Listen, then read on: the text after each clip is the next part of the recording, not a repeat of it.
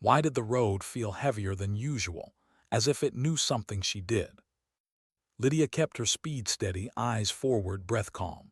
Highway 2 stretched endlessly through Montana's frozen dark, snow drifting lazily across her windshield. Graveyard shift again, always graveyard, always alone. She stopped counting how long she'd been assigned to this stretch, far from town, far from backup, far from anyone who might care if something went wrong. Punishment assignments usually didn't come with paperwork. They came with silence, with sideways glances in the locker room, with laughter that stopped when she walked in. She adjusted her grip on the wheel, knuckles pale against the steering column. She told herself to focus, to stay professional. That was what her father would have done. That was what she'd been trained to do. Then the white cargo van appeared ahead of her, drifting through the snow like a ghost. Canadian plates, too clean, too slow. Her instinct stirred, not panic, not fear, something quieter, something colder. She ran the plates, everything checked out. Legitimate company, legitimate driver, legitimate story. And yet, the man's hands shook. His eyes flicked constantly to the mirrors. Relief washed over his face when she finally handed back his license. Too much relief. When the van disappeared into the dark, Lydia felt something settle deep in her chest. Not guilt, not regret. Recognition. 23 minutes later, the radio exploded. Mass casualty, border patrol station, multiple officers down. The description hit her like a punch to the ribs. White cargo van, Canadian plates. She didn't breathe for several seconds, didn't blink, just stared through the windshield as the realization crept in. She had followed the law, and the law had let murder walk free. Why did the sheriff sound almost eager when he saw her? The parking lot outside the border patrol station was chaos. Sirens, lights, cameras. Lydia barely made it 10 steps before someone grabbed her arm. "You're the one who stopped the van." It wasn't a question. Sheriff Garrison didn't yell at first. He didn't need to. His words were sharper when they were calm, precise, meant to cut. 7 men were dead, he said. 7 families ruined, and she had let their killers go. She tried to explain procedure, probable cause, the Constitution, all the things she had been trained to protect. He didn't want explanations. He wanted a scapegoat. The cameras leaned in as he spoke about instincts, about courage, about hearing mistakes. Then Garrett Hoffman stepped forward. "Where's your Navy SEAL now?" The world went silent. Her father's death had never been a secret, but this was different. This was deliberate. A blade slid between her ribs in front of an audience that didn't care if she bled. She didn't react, didn't lash out. She stood there and absorbed it. Because she had learned long ago that dignity sometimes looked like stillness. Why did the building feel wrong when the door closed behind her? The station was quiet in the early morning hours. Too quiet. Lydia finished her report alone, the buzz of fluorescent lights pressing down on her skull. When the footsteps came, she didn't look up at first. 4 men, 1 exit. They spoke softly, almost casually, like this was already decided. She asked if she was being detained. They laughed. She didn't fight when they grabbed her. Not yet. Fighting too early was how you lost. She went limp, let them drag her through back corridors where cameras didn't reach. Cold air hit her face like a slap. The fence loomed behind the station, tall, unforgiving, crowned with barbed wire. They zip-tied her wrists first, then her ankles, spread wide, exposed, helpless. Garrett's voice was close to her ear. "Where's your Navy SEAL now?" They left her there, laughing, confident. The cold didn't care about their confidence. Minutes passed, then more. Pain sharpened into clarity. She wasn't going to die because they underestimated her. She was going to live because they did. Her father's voice returned, not comforting, not gentle. "Pain is information." She used friction, patience, training no one knew she had. When the zip tie snapped, she didn't smile. She just kept moving. Why did walking away feel harder than surviving? She didn't go back to the station, didn't trust anyone with a badge anymore. She walked through snow and darkness until her legs stopped trembling and her thoughts stopped racing. By the time she reached Blackwell's cabin, dawn was breaking. He didn't ask questions at first, wrapped her in blankets, treated the cold, let her talk when she was ready. When she finished, his silence said everything. They hadn't just humiliated her. They had set her up. The van, the timing, the pattern. This wasn't incompetence. It was orchestration. And orchestration meant a conductor. Why did the truth feel heavier than the rifle in her hands? Duncan Morris didn't waste words. He showed them footage, dates, money trails. The driver she'd stopped was already dead. The border patrol shooters were planted. The sheriff was paid. And Vincent Cross was pulling the strings. When Lydia realized her father may have died uncovering something similar, the room felt smaller, like the walls were listening. Cross said it was all business, supply and demand, manufactured fear. Lydia saw something else. A man who had mistaken justification for absolution. When the moment came, when the gun was raised and the choice was unavoidable, she didn't hesitate. Not because she wanted revenge, but because she refused to let evil hide behind philosophy. Why did silence feel louder than the gunfire after it was over? Sirens came eventually, federal badges, medical teams. Blackwell survived. Cross didn't. The truth surfaced slowly, painfully, publicly. Careers ended, trials followed. Some people went to prison, some just disappeared from relevance. Lydia never returned to that department. She didn't need to. She testified, she healed, she rebuilt. Not louder, not harder. Stronger. She learned something in the cold that night, tied to a fence beneath a quiet sky. Sometimes dignity doesn't shout. Sometimes strength doesn't threaten. Sometimes justice doesn't arrive on time. But resilience. Resilience remembers. And when the moment comes, it acts. Why did the silence after the sirens feel louder than the accusations themselves? Lydia stood at the edge of the parking lot, snow crunching beneath her boots, watching the red and blue lights smear across the frozen ground. The border patrol station behind her pulsed like an open wound, ambulances coming and going, medics moving with urgent precision, troopers speaking in clipped voices that carried just far enough to be overheard but not understood. The air smelled like diesel, cold metal, and something darker she didn't want to name. She knew, even before anyone told her, that this moment would define her. Not the truth of what she'd done, not the hours of training or restraint or law she had followed to the letter, but the story that would be told when she wasn't in the room, the version that fit neatly into outrage and headlines and blame. She felt it when the cameras turned toward her, when conversations paused, when people looked at her not as a deputy, but as a problem that needed a face. Sheriff Garrison stepped into the light like a man who had rehearsed this walk in his head. His jaw was tight, his shoulders squared. He didn't look at the bodies being loaded into ambulances. He didn't look at the surviving agents being treated on stretchers. His eyes locked onto Lydia as if the entire night had narrowed down to her existence. "Deputy Thornton," he said, his voice carrying farther than necessary. She straightened without thinking. Training was a reflex. Respect was automatic even now.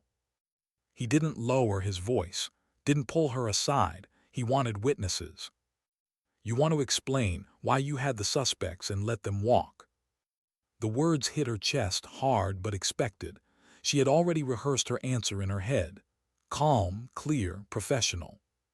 "Sir, I conducted a lawful traffic stop.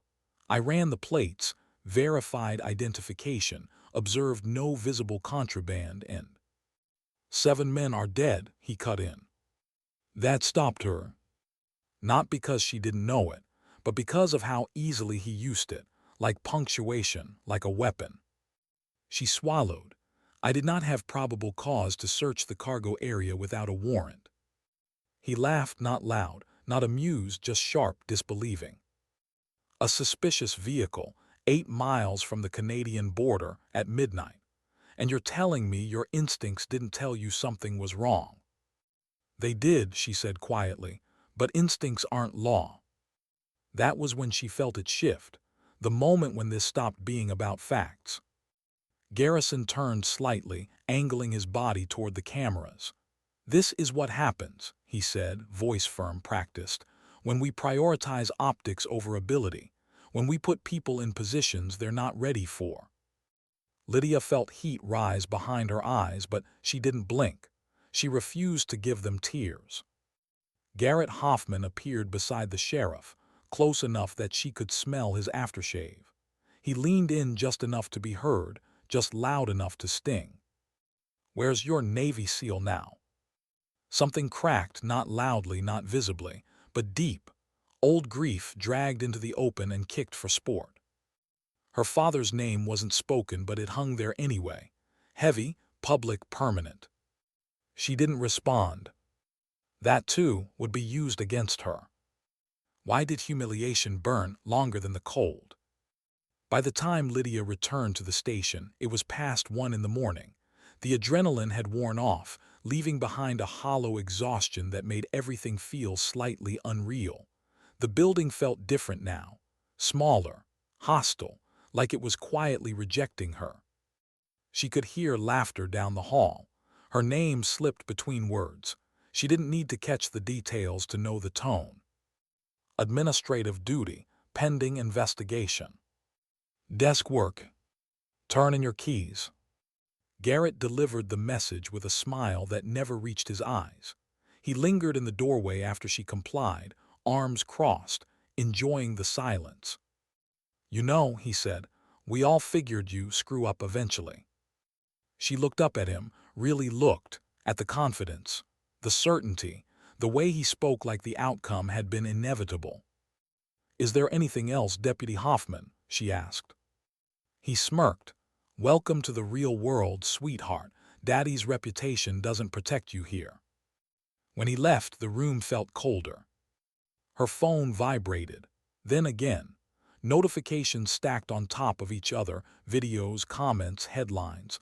Her face froze in mid-accusation. Her silence edited into guilt. People who had never met her decided who she was in seconds. She sat there and finished her report anyway. Because that was who she was. Because order was the only thing keeping her upright. At 2:47 a.m., the building was nearly empty.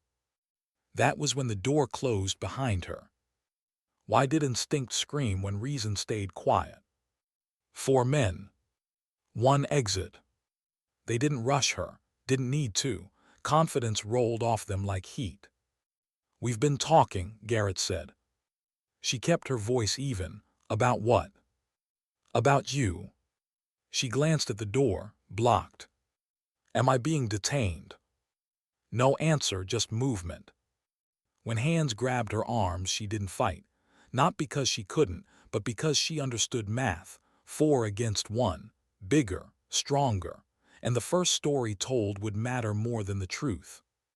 So she went limp. Let them drag her through back corridors she rarely used. Past doors without cameras. Out into the night. The cold hit instantly. Montana cold. The kind that didn't shock, it claimed. The fence loomed behind the station, metal biting with frost. They worked fast. Practiced. Zip ties snapping tight around wrists and ankles, spreading her wide, pinning her like an exhibit. She tested them once, felt how little give there was. Garrett stepped close, too close. "We'll check on you at shift change," he said, "if you're still alive." Then they walked away. Laughter faded, footsteps disappeared. The dark closed in. Why did clarity arrive when hope left? The first minutes were the worst, not because of pain, but because of understanding. This wasn't a mistake. This wasn't drunken cruelty or hazing gone too far. This was correction. She had challenged something, filed complaints, asked for fairness in a place that thrived on silence. Tonight wasn't about the van or the border station or even the dead agents. Tonight was about reminding her where she belonged. The cold crept in slowly, fingers first, toes, the ache sharpened then dulled. Her breath came in white clouds. She counted them without meaning to. She thought about every time she'd laughed off a comment, every time she'd worked twice as hard, every time she'd told herself it would get better. It hadn't. Her father's voice surfaced, not comforting, not nostalgic. The world isn't fair, Lydia. It's hard. The only question is whether you're harder. She took inventory. Zip ties, professional grade, cold plastic, metal fence post. Cold made plastic brittle. Metal meant friction. Friction meant heat. Heat meant weakness. She started moving her wrist back and forth against the post, slowly, controlled, ignoring the scream in her shoulder. Minutes passed. Pain became background noise. Her fingers went numb, then burned. She didn't stop. When the first tie snapped, she didn't gasp, didn't rush. She kept working. Because survival wasn't dramatic. It was patient, and quiet, and deliberate. And when she finally stood free in the dark, bleeding and shaking but alive, Lydia understood something with absolute certainty. They had made a mistake. Not because they hurt her, but because they hadn't finished the job. And now, she was awake. Why did every step away from the station feel heavier than the ones that freed her? Lydia didn't run at first. Running burned energy, drew attention, made mistakes. She walked until the fence disappeared behind the trees, until the laughter that still echoed in her ears lost its shape. Only then did she pick up the pace, boots crunching softly through snow that swallowed sound and light alike. The cold was no longer just around her. It was inside her now, settled deep in muscle and bone. Her wrists throbbed where the zip ties had bitten. Blood had frozen along her sleeves in dark, stiff lines. Her legs moved because she told them to, nothing more. She didn't go to her cruiser. That decision came without debate. If Garrett or any of them were watching, that would be the first place they'd look. And if they weren't watching, someone else might be. The station itself was poisoned now. Walls with ears, doors that closed too easily. So she turned away from everything she had known for the last 3 years and started walking north, into the dark, into memory. Each step was a negotiation, with pain, with fatigue, with the part of her that wanted to stop, curl up in the snow, and let the cold finish what humiliation had started. That part whispered quietly, "You did everything right, this isn't fair." She ignored it. Fair had never kept anyone alive. The road was empty, no traffic, no witnesses, just trees standing black and silent against a sky slowly paling with the promise of dawn. Her breath fogged the air uneven now.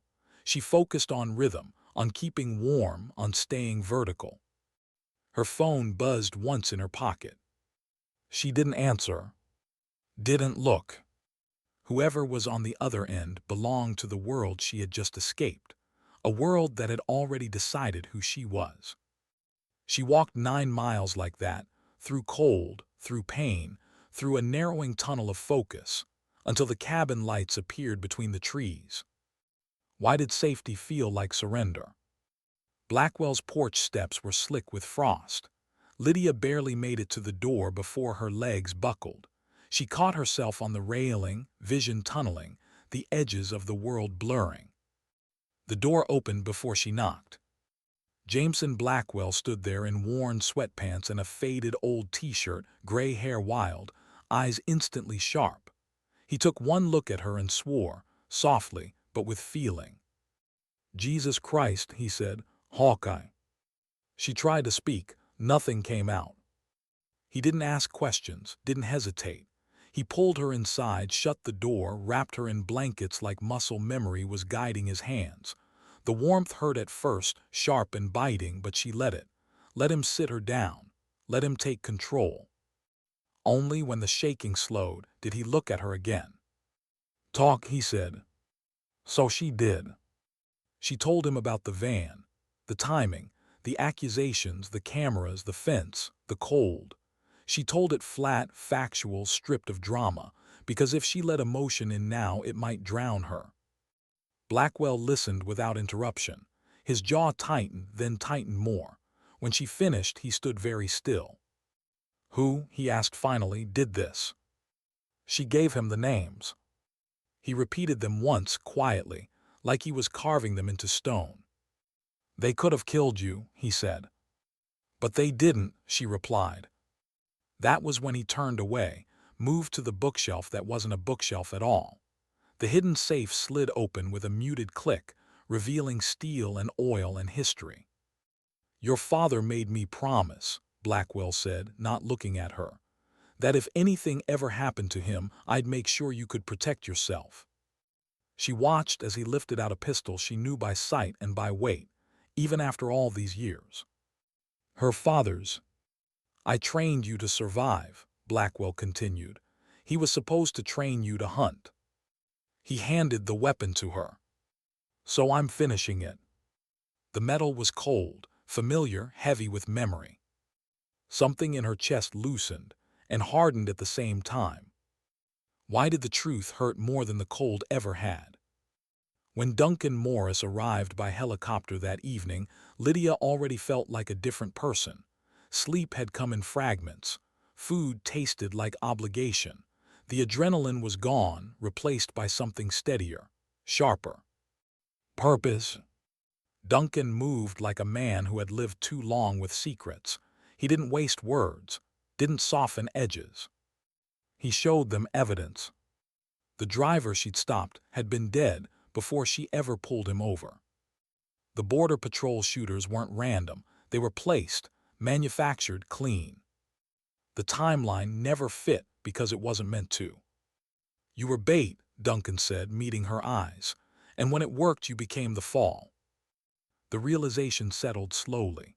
The van, the assignment, graveyard shifts, always alone, always that stretch of road. Garrett hadn't just humiliated her.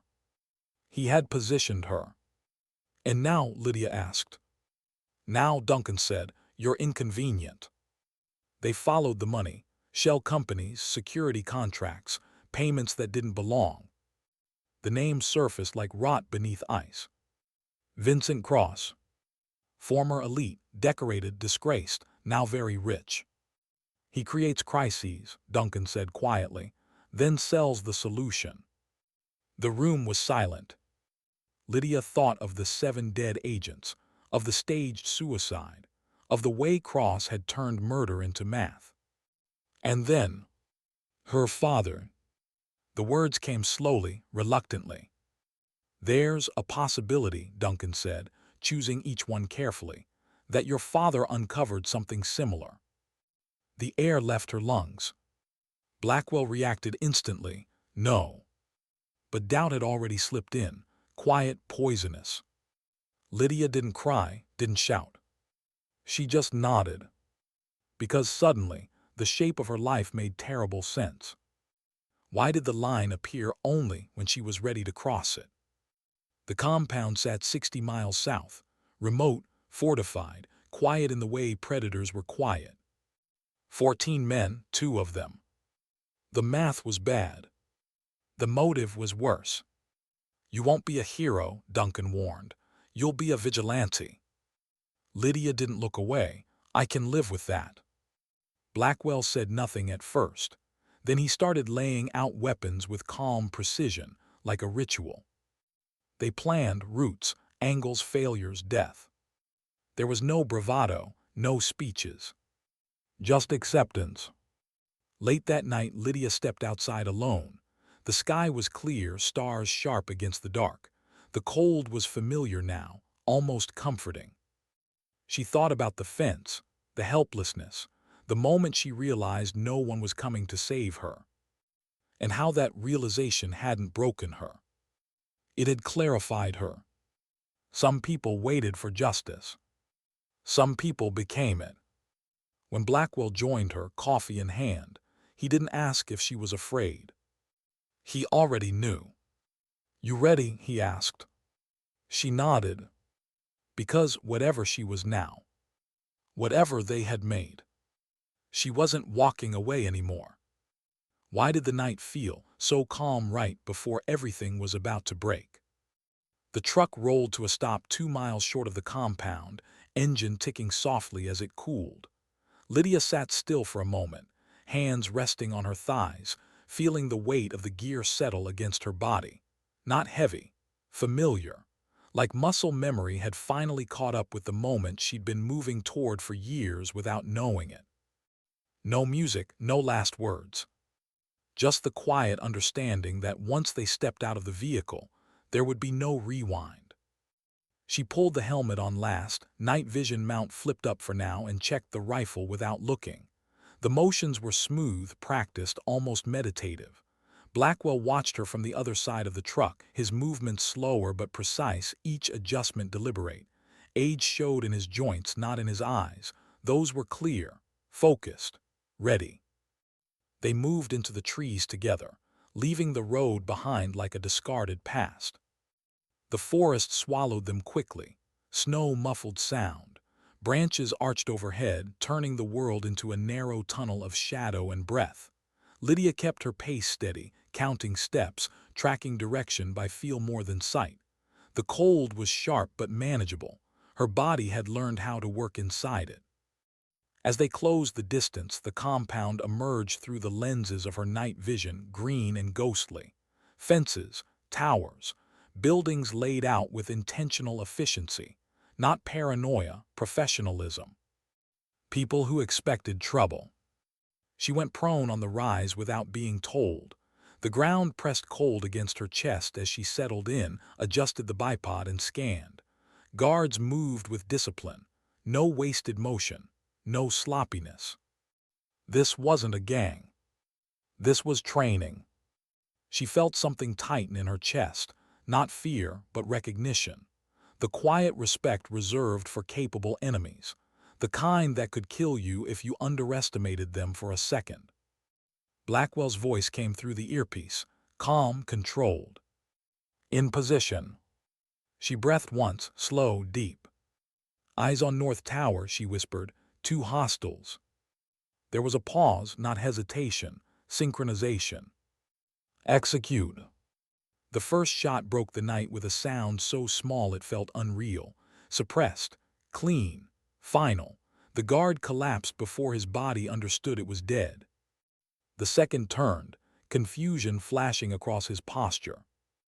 Lydia adjusted by millimeters and fired again. Tower clear. Her heartbeat slowed instead of spiked. The world narrowed into angles and wind and distance. Everything unnecessary fell away.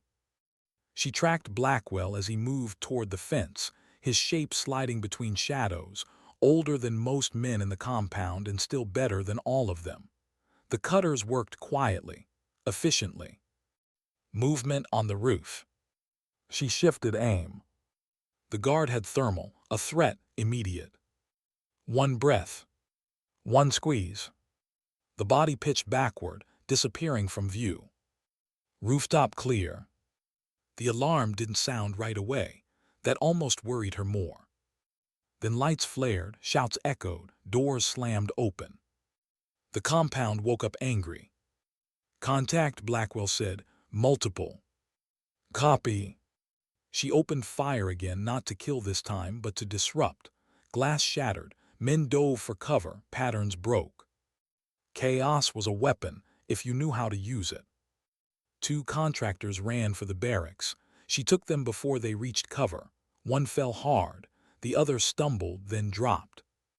Shots cracked back toward her position. Close, skilled. She shifted, rolling slightly, using terrain to cheat angles. Dirt kicked up where bullets struck moments too late. "They've got my general," she said calmly. "Displace."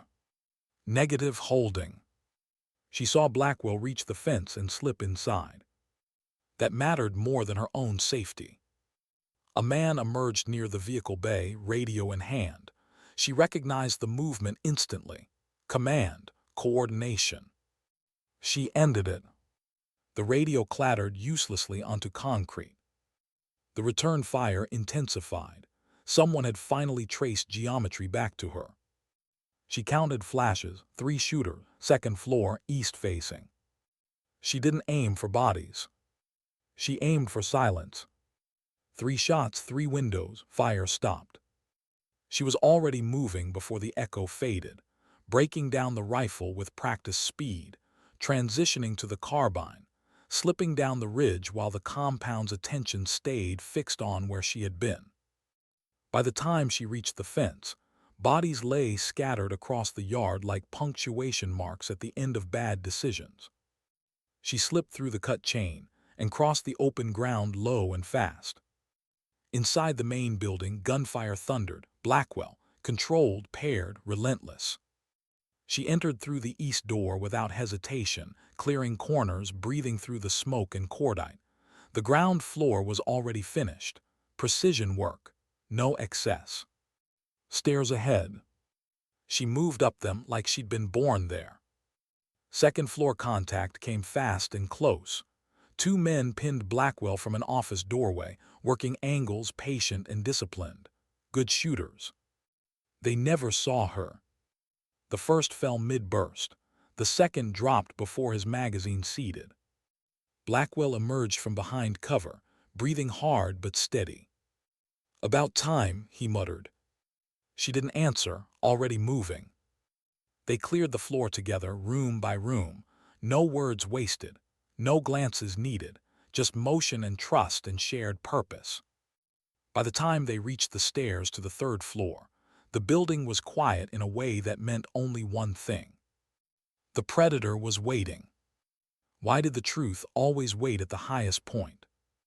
The 3rd floor opened into a single, expansive office. Polished wood, expensive furniture, windows overlooking the compound like a throne room surveying its domain. Vincent Cross stood behind the desk. Calm, unarmed in appearance, confident. He smiled when he saw them, like he'd been expecting guests. "Deputy Thornton," he said, "Master Chief Blackwell." His voice was smooth, educated, dangerous. "You did excellent work," he continued. 14 men in under half an hour, that's impressive. "We're not here for compliments," Lydia said, rifle steady. "No," Cross agreed, "you're here for answers." He spoke like someone who believed explanation was power, like the story mattered more than the bodies it left behind. He admitted it easily. The attacks, the false flags, the money, supply and demand dressed up as patriotism. When he spoke about her father, something inside her went very still. "Your father discovered an operation like mine," Cross said softly. "He threatened profits. That's dangerous." The words felt unreal, like they belonged to another universe. Blackwell shifted beside her. Tension flared. "He's lying," Blackwell said. "Am I?" Cross replied gently. "Look at the reports, the speed, the silence." Lydia felt the weight of the moment press down on her, the gun in her hands suddenly heavier, the choice sharper. Cross leaned forward slightly. "You and I aren't that different. We both stepped outside the system when it failed us." She stared at him. "No," she said, "we're different." The movement was sudden. A contractor lunged. Another reached for a weapon. Training took over. Shots thundered in the enclosed space. 2 bodies dropped. Cross moved fast then, faster than she expected, pistol coming up in a smooth, practiced arc. Time slowed. She saw the muzzle flash, felt the round pass close enough to kiss her cheek with pressure. She dove, came up firing. Cross staggered backward as rounds punched into him, his body collapsing behind the desk. Then she heard Blackwell grunt. Blood bloomed across his vest, where the plate didn't cover. "No," she said, crossing to him as he fell. He tried to smile, tried to wave it off. "Just a scratch," he lied. She applied pressure with shaking hands, calling for help even as sirens grew in the distance. Cross lay still. The compound was quiet, and for the first time since the night on the fence, Lydia allowed herself to breathe. Why did victory feel so hollow when the shooting stopped? The sound that followed wasn't silence. It was ringing, a high, thin note that lived inside Lydia's skull, stretching seconds into something elastic and unreal. Smoke hung in the office like a held breath. Splinters of polished wood littered the floor. Vincent Cross lay motionless behind his desk, one arm twisted at an angle that no longer belonged to a living body. But Lydia wasn't looking at him. She was on her knees beside Blackwell. Blood soaked through his vest and into the carpet, dark and spreading, too fast for comfort. Her hands pressed down instinctively, exactly where she'd been taught, but training didn't stop the tremor in her fingers. "Stay with me," she said, her voice lower than she expected, steadier, like if she spoke calmly enough, reality would listen. Blackwell exhaled through clenched teeth. Pain showed now, etched deep into his face, but his eyes were clear. "Seen worse," he muttered. She almost laughed, almost broke. Sirens grew louder outside, distant, then nearer. Federal response. Duncan's people. The cavalry that always arrived after the worst of it was already done. Lydia's radio crackled, voices overlapping, commands, status checks. She ignored them all. Her world had narrowed to the man bleeding beneath her hands. The man who had kept a promise her father never got to finish. "Don't you dare," she said quietly when his eyelids fluttered. "You don't get to leave now." His mouth twitched. "Bossy," he rasped. She pressed harder, fighting the warmth of panic climbing up her spine. She had been calm under fire, precise while killing. But this was different. This mattered. Medics burst into the room moments later, efficient and loud, pushing her gently aside. She let them. Sat back on her heels, suddenly aware of how heavy her body felt, how every muscle screamed now that the danger had passed. As they worked on Blackwell, Lydia finally turned her head. Cross was still there, still finished. For a moment she waited for something, relief, satisfaction, rage, something cinematic, something clean. Nothing came. Just a dull ache behind her ribs and a question she couldn't answer. Was this what justice felt like? Why did the truth arrive so slowly when it had cost so much? They moved her outside as dawn broke over the compound. The sky was pale, almost gentle, an indecent contrast to the bodies being carried out under white sheets. Helicopter blades thundered overhead, kicking up snow and dust, blurring the edges of the scene until it felt like a dream she couldn't wake from. Duncan found her near the perimeter fence, sitting on an ammo crate, helmet off, hair matted with sweat and blood that wasn't all hers. "It's over," he said. She looked up at him. "Is it?" He hesitated. That was answer enough. Federal agents swarmed the compound, photographing everything, cataloging weapons, bagging documents. Men in clean jackets stepping carefully around messes made by people like her. The machine of accountability grinding into motion at last. Slow, careful, late. Cross's network unraveled piece by piece over the next hours. Names, accounts, contractors who had sold themselves to the highest bidder and called it service, officials who had looked the other way because it was easier than looking too closely. By mid-morning, the headlines had already begun to change. From outrage to confusion. From blame to investigation. Her name resurfaced, this time attached to words like key witness and survivor. Some of the same commentators who had condemned her days earlier now spoke with careful neutrality, hedging their outrage, waiting to see which way the wind would settle. It didn't matter. She watched Blackwell loaded into the helicopter, alive, pale, breathing. That was the only fact she cared about. Before the doors closed, his eyes met hers. "Proud of you," he said. The words hit harder than any accusation ever had. Why did going home feel like stepping into a stranger's life? The cabin was too quiet when she returned, too still, like it was holding its breath. Lydia stood in the doorway for a long time before going inside. The warmth felt foreign now, the normalcy intrusive. She stripped off her gear piece by piece, laying it out carefully on the table as if order might still mean something. Her hands were steady again. That scared her. She showered until the water ran cold, scrubbing away blood, sweat, and the smell of cordite that seemed baked into her skin. But some things didn't wash off. They settled deeper, became part of you. Wrapped in a blanket, she finally checked her phone. Missed calls, messages, voicemails. The department had suspended the men who tied her to the fence. An investigation was underway. Words like regrettable and isolated incident were being used. No one had apologized yet. She didn't expect them to. Duncan called later that night, told her Blackwell was stable. Surgery had gone well. Recovery would be long but possible. "Told you he's hard to kill," he said. She closed her eyes, relief washing through her so strong it left her dizzy. When the call ended, she sat alone in the dim light, listening to the quiet creak of the cabin as it settled. For the first time since the road stop, her mind wasn't racing ahead to the next threat. Instead, it turned inward.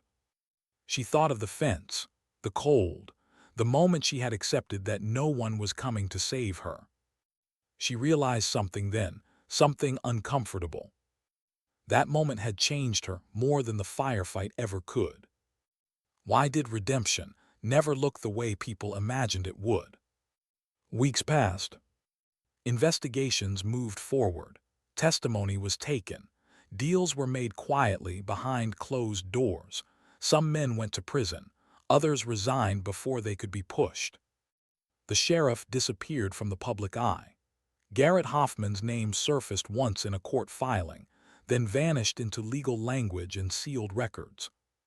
No dramatic apology ever came. Lydia wasn't reinstated. She also wasn't charged. Instead, she received offers, consulting, training, quiet work for quiet people who had read the full reports and understood what kind of operator she was. She declined most of them, because she wasn't sure who she wanted to be next. She visited Blackwell in the hospital when he could sit up. They didn't talk about the mission. They talked about small things, weather, bad coffee, the way pain taught you patience whether you wanted it to or not. "You thinking of going back?" he asked one afternoon. She shook her head slowly. "No." He nodded, unsurprised. "Good. What about you?" A faint smile. "I'm done with fields and fences, might try teaching." She smiled back, something warm and real in her chest. Later, alone again, Lydia stood outside the cabin and watched the sun dip below the trees. The sky burned orange and purple, colors too beautiful for a world that could be so cruel. She thought of her father, of the questions that would never be answered, of the truth that had finally come out, too late to save him, just in time to change her. She hadn't fixed the system. She hadn't even beaten it. She had survived it. And in doing so, she had taken something back that no one had the right to steal. Her sense of self. Why did peace feel like a decision instead of a reward? That night, as the stars came out and the cold crept in again, Lydia made a quiet promise to herself. She would carry what she had learned, but she would not let it hollow her out. She would remember the fence, but she would not live there. Some wounds didn't make you weaker. They taught you where your limits were and how to move them. Justice hadn't come with applause. Redemption hadn't arrived clean or loud. Strength hadn't announced itself at all. It had shown up quietly, endured, and stayed. And for the first time since everything began, Lydia slept. Why did the future feel heavier than the past now that the fighting was over? Lydia woke before dawn the way she always did now. Not from nightmares, those had faded into something quieter, but from habit. From a body that had learned vigilance and hadn't yet learned how to stand down. The cabin was still dark, the air sharp with early morning cold. For a moment, she lay there listening to the silence, cataloging it the way she once cataloged threats. Nothing moved. Nothing waited. That realization was both comforting and unsettling. She swung her legs out of bed and sat there, elbows on knees, breathing slowly. The scars on her wrists had faded from angry red to pale lines, but she still felt them some mornings. Not pain, memory. A reminder of how close the world had come to taking something it didn't deserve. Outside, the horizon began to lighten. She made coffee she barely tasted and stepped onto the porch, wrapping herself in a jacket that smelled faintly of pine and smoke. The land stretched out before her, quiet and indifferent. It didn't care who she had been or what she had done. It simply existed. For the first time, she allowed herself to consider what came next. Not missions, not threats, not revenge disguised as purpose. Life. The word felt unfamiliar in her mouth. Why did closure arrive without ceremony? The call came later that morning. Duncan's voice was different now, lighter, in a way that suggested an ending rather than a warning. "It's done," he said. "Final indictments went through last night." She leaned against the porch railing, eyes closed. "All of them." "Enough of them," he replied. "The rest won't sleep easily again." She pictured men in suits standing before judges, stripped of authority they'd hidden behind for years. She pictured files stamped and archived, truths reduced to paper and signatures. It wasn't justice in the storybook sense. But it was real. "They want you to make a statement," Duncan added. "Public controlled." She considered it. The microphones, the questions, the careful editing that would strip nuance and sell conclusions. "No," she said finally. "They already told my story once. I don't need them to do it again." There was a pause, then fair enough. When the call ended, she felt something loosen inside her. Not relief exactly, but release. The sense that she was no longer waiting for permission to move on. That mattered more than vindication. Why did she keep thinking about the fence? It surprised her how often it returned, not as fear but as clarity. The fence had taken everything away. Authority, protection, illusion. It had reduced her to breath and cold and choice. And in doing so, it had shown her something essential. No rank could guarantee dignity. No badge could promise safety. No system could replace self-respect. She hadn't become strong because she fought back. She had become strong because she refused to disappear. That distinction mattered. She wrote it down one afternoon, not knowing why. Not for anyone else, just for herself. Sometimes survival isn't about resisting the blow. It's about deciding who you'll be after it lands. She closed the notebook and didn't open it again for days. Why did helping others feel harder than fighting enemies? The first call came from a woman she didn't know. "I was told you might understand," the woman said, voice shaking. "They don't listen to me, not really." The story was different. The details changed. But the shape was familiar. Silence, dismissal, quiet retaliation dressed up as professionalism. Lydia listened. That was all she did at first. Then another call came, and another. Word traveled quietly the way real things often did. She didn't advertise, didn't recruit, didn't promise solutions she couldn't deliver. She offered perspective, strategy, options. And sometimes, just proof that someone had survived worse. It drained her in ways firefights never had, because there was no clear win, no end point, just people standing at the edge of something they didn't yet know how to face. She learned to pace herself, to step back when needed, to protect the fragile peace she was still building. Strength, she realized, wasn't about always stepping forward. Sometimes it was about knowing when to stop. Why did she finally visit her father's grave now?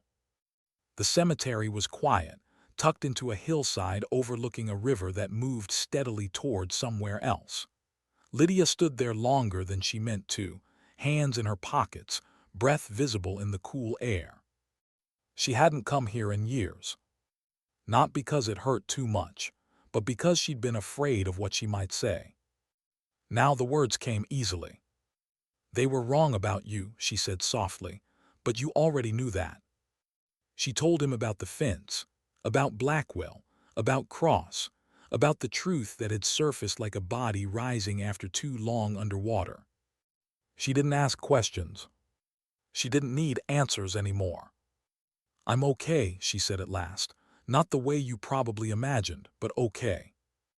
The wind moved through the grass, gentle and unremarkable. She felt no sign, no revelation.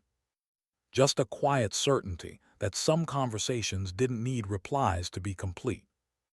Why did peace finally feel earned? Winter gave way slowly, snow receded, the world softened at the edges. Lydia trained in the mornings now, not to prepare for violence, but to feel her body move cleanly through space. She cooked meals instead of eating on the run. She slept through the night more often than not. The hypervigilance faded into awareness, still sharp, still present, but no longer consuming.